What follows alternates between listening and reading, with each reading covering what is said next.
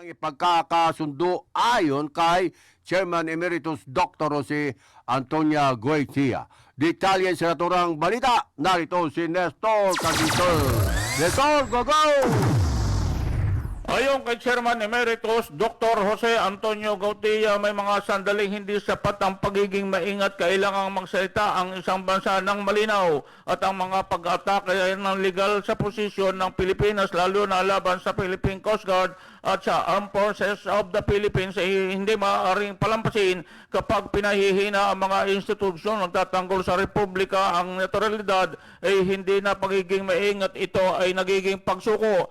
Ang ganito mga pahayag ay tuwirang nagpapahina sa kakayahan ng bansa na ipagtanggol ang soberanya nito sa ilalim ng international na batas na kaugat ang karapatan ng Pilipinas sa United Nations Convention on the Law of the Sea at pinagtibay ng desisyon arbitral noong 2016 na bumura sa malawak at katsang-isip na pag-angkin ng China kapag pinag-uusapan pa lamang ang pagsuko ng teritoryo, kusana ang binabawasan ng bansa ang sariling depensa at pinapalakas ang panig ng umaagaw o paliwanag pa ni Goitia.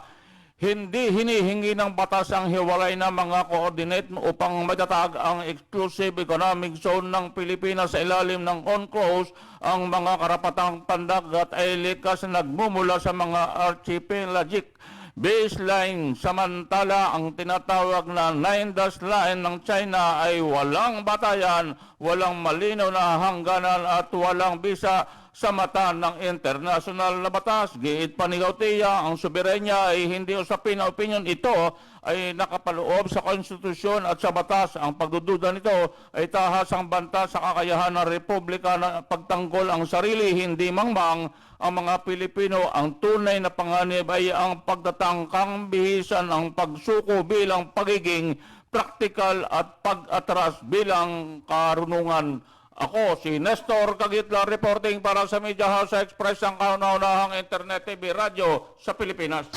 MH, Balita ng Bansa. Maraming salamat, Nestor Cagitla.